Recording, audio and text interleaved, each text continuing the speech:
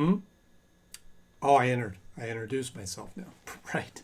Of course, I introduce myself. I know that I do that on the channel every time. Hello, I am Andy Knode, and this is my channel. Right? That's it. Oh, oops.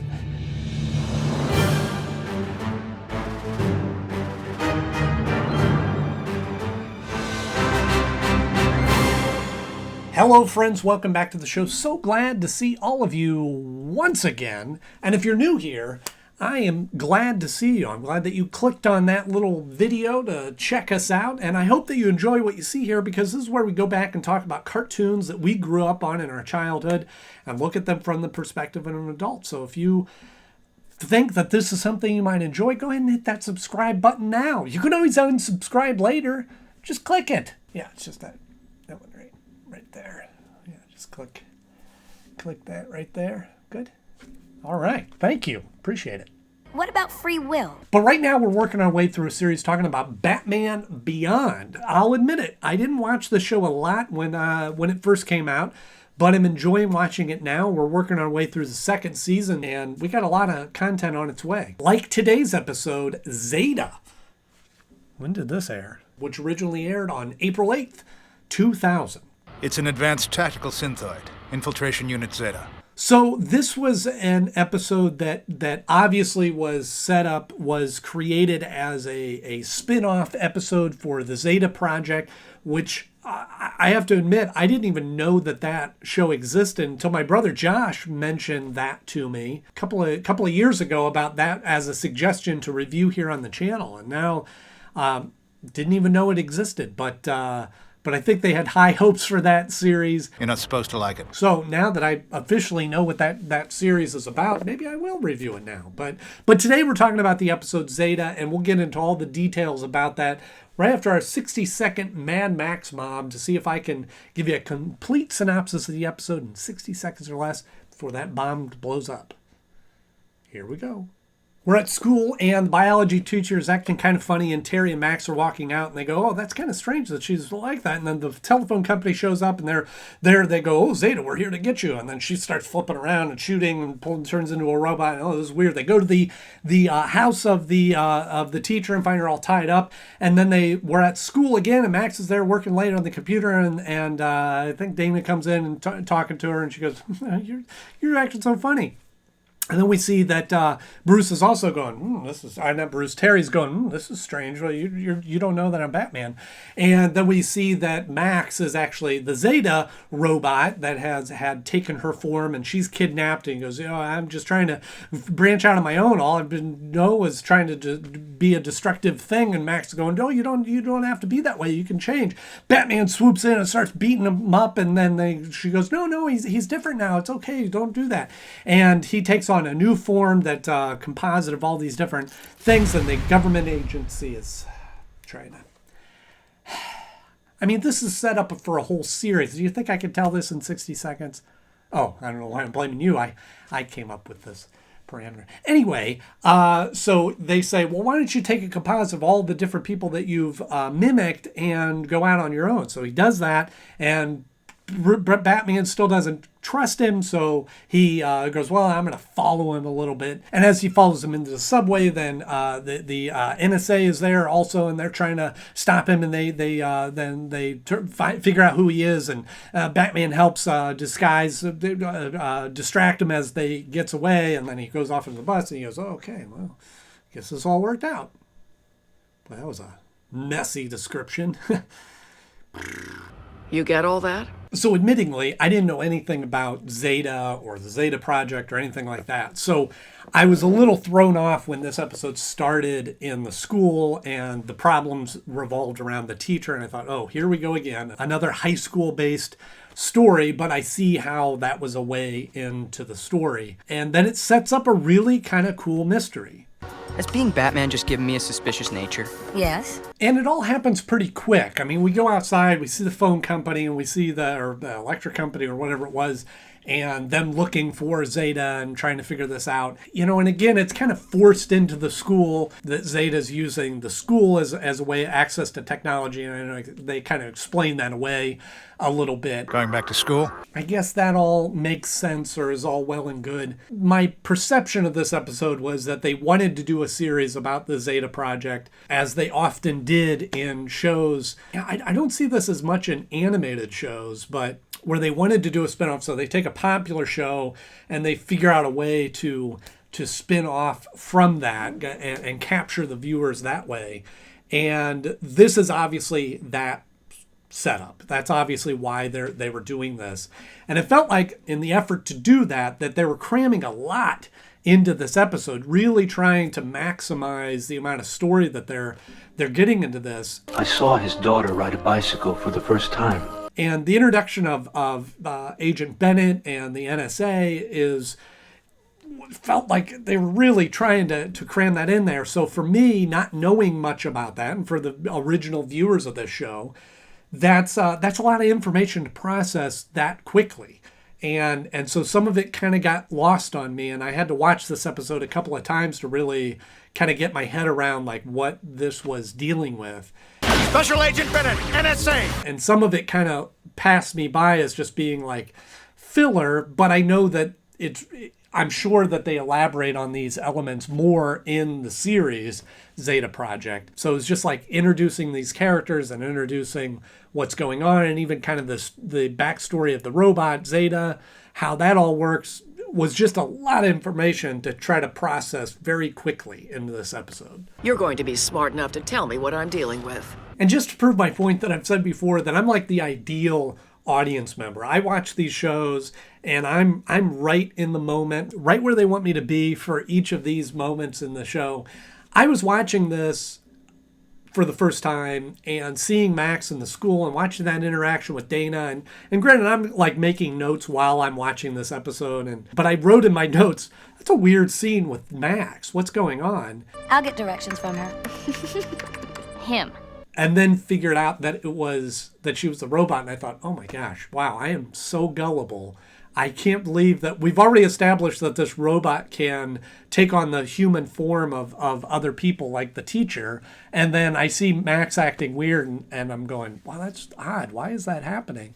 Totally did not figure out. I mean, I guess if I would have spent more time thinking about it, I could have figured it out. But initially did not have any idea that it was because Zeta was impersonating Max. I just missed it. Just missed it. We'll work on your sense of humor, too. And even that scene with Terry and Max, which is all kind of weird. But that one, to me, felt like you really had to know, you had to have had established that Terry and Max had an understanding that he was Batman and she was kind of helping out with that. You had to kind of know that backstory for that scene to seem weird. Know what? I just remembered I'm free. And when you watch it through the context of knowing the series and going, yeah, she knows that he's Batman and all that, it makes sense, but it's sort of, it was odd for different reasons because of that in that moment. With what's been going on, the night job's been full-time lately. And again, in the sense of them trying to cram a lot into this episode, we see this spot where Max and the robot are trying to form this connection, and robot only knows, Zeta, I guess I can call him by his name, only knows destruction and was created to take down and destroy and shoot, and kind of a Terminator sort of vibe to that. And then Max trying to get through to him. I do not wish to destroy anymore. Prove it. And I guess Max is, a friend to all computers and knows how to communicate to computers and all of that. So maybe that's her skill set in trying to get through to the robot, to Zeta. But it seemed very easy. It seemed like, wow, nobody tried to talk to this robot before. Nobody tried to get through to it and just go, hey, why don't you try not to kill? You're a smart guy. If you really don't want to hurt anybody, you'll find another way. But it is kind of a nice scene to see the Zeta turn a corner and go, yeah, okay, let me put down my weapons and live a peaceful life. I thought that as a theme for this episode, and I have a feeling, having not seen Zeta Project, I feel like that's a theme of the Zeta Project, the series in general, is this AI robot trying to live his own life and take on a life for himself. And if that's not the theme of the show, it should be, because that's a very strong element to this episode, is that, I want to choose my own way. Isn't that a load off your chest? Yeah, and this episode came out just 8 months before the release of the Zeta Project series. So obviously they were in development, if not working on the series by this point. And so this episode certainly was a deliberate spin-off into that series. And sometimes I feel like the challenge of that, sometimes spin-offs happen naturally. They will discover characters in shows that they go, oh, these are really popular, and there's a whole host of other stories that we could tell with focusing on this character, and kind of live their own life and see those stories revolving around them. And then there's shows like this, or spin-offs like this, that were deliberate, and they go, okay, we got this idea for a show, let's cram it into this other show and see where it goes. Hold it! You don't understand! Zeta's okay! When watching this episode, it was very clear that it was a deliberate, we've got all this story, we've got all this story, I don't know what else to say, let's see how much of it we can cram into this episode. And it just felt like there was a lot there to try to get out. And this you people release into a school.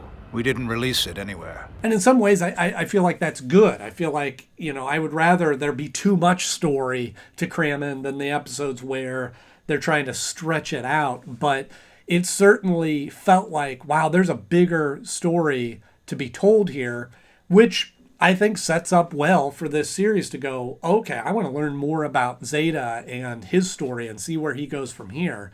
So I think in that sense, it was a very functional episode. It served its purpose. Why? What are you after? My freedom. The relationship that I wasn't clear on was Zeta to the Agent Bennett NSA guy, because I get that. I get on the surface what's happening. Okay, we want to get our robot back and get him to do his original purpose. But I'm not clear on what this organization is doing and what their goals are. His associates were terrorists. Maybe this is all explained in the Zeta Project series, and I'm just getting ahead of myself. But it doesn't. It feels like the NSA is this organization. They're doing good. They're a some sort of government agency or anti-terrorist agency or something, which in reality, they're just an intelligence agency, I believe. And so they seem like, okay, they're good, quote unquote, but maybe they implore this robot in bad ways, or have him doing bad things, or maybe he doesn't work for them and they're trying to steal. I don't know. I'm a little confused on that relationship. And again, maybe it was in this episode and I missed it in all the denseness of the information that they were throwing at me. So he was innocent. Yes. But I do have to say, for being a non-violent robot, the part where he plugs himself into that giant gun was pretty entertaining. It was pretty entertaining to see, even though I know he's now anti-guns and doesn't want to hurt people, but that was kind of cool. He doesn't want to be violent anymore. This is kind of a familiar story where the AI character wants to choose his own path, which is the whole essence of having artificial intelligence, is making their own decisions. And I think that, and I enjoy the stories where this AI robot or entity is trying to wipe out humans and take over the world and all that kind of stuff. Those are good stories. But then there's a more human element to some of these stories too, where they go, okay, now this AI has developed this consciousness to go, I want to choose for myself. I know what's the point of having artificial intelligence if you're still just going to use me for your own benefit, humans? And maybe I don't want to be a destructive robot. I want to choose my own path. And I liked that setup, and that element, again, if that is a theme through the Zeta Project series, makes me excited to see that. I want to that's a cool story that I feel like you can tell more and more. I decide who I want to be. But at the same time, I'm a little nervous that I don't think that series lasted long. Maybe one series. So maybe it's not as good as I'm hoping it is. Or maybe it just didn't catch on. I don't know. let me know. Have you seen Zeta Project? Let me know what you think of it in the comment section. Just give him a chance, Tare. But also, I do like the change of heart of Terry, and this is the element of Batman that sometimes is lost in Batman Beyond, is like, yes, he wants to see the best in people and wants villains to get better and reform and be whole people again. But at the same time, he's kind of leery and cautious of that and wants to make sure that he's holding them at arm's distance. But at the same time, giving them the benefit of the doubt and then learning to trust them. And up to the point of the end of this episode where Terry helps cover the Zeta's tracks so that he can get away. It was a cool moment. What was that? I don't know. Self-destruct? So when it comes time to rank this episode, I enjoyed it. Yes, I felt like that it was a deliberate spin-off episode, which inherently I don't have an issue with. But because of that, I felt like there was a lot of information that was kind of jammed into this. And maybe this is an episode that, you know, the more you watch it, the more that you can get out of it. And which to me, I think is a sign of a good episode, is when it is so in depth, but at the very least offering an intriguing reason to continue watching or looking further into the Zeta Project series. So as I look at this episode and I rank it against the other episodes in the list, it's kind of a push and pull sort of thing, because it, on the surface, it's a good episode, but it's also more focused around Zeta than it is Batman. So can I really make a good comparison of this to the other Batman episodes? But I guess that's my job here, so I had to make an attempt. So for all those reasons, falls at the number 12 spot of my favorite episodes so far. Falls just below Rebirth, which is basically a very similar episode, of kind of an origin story of Batman. And so it only seemed appropriate that the origin of Zeta should fall below the origin of Batman Beyond, which is the name of the series. But I do have this beating out Lost Soul, which again is sort of that super intelligence kind of story. But I felt like the motivations of this episode were more clear, and the depth of this episode was a little bit more clear than just this guy going, oh, here, I'm waking up on a computer in the future. I want to take over. Seemed to work better in this episode. Nobody blames you, you're malfunctioning. So let me know, as we talk about AI in this story and a lot of different AI elements, what's your favorite AI story, book, movie, TV show? Let me know in the comment section below. If you enjoyed this episode, please click the like button. If you want to see more episodes like this or had any interest in the content that I'm doing here on the channel, just hit subscribe. It helps tell YouTube that you like what you see here and kind of pushes me up into the ranks and gets me suggested more. So I very much appreciate every single time that somebody hits that subscribe button. So thank you in advance for doing that. And if you've already subscribed, thank you as well. So stick around. We have new episodes coming out every week, at least one a week. Sometimes I post an extra one here and there as the mood strikes me.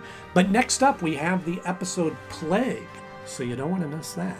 As always, thank you so much for watching. I'm Andy Knode. I'll see you soon.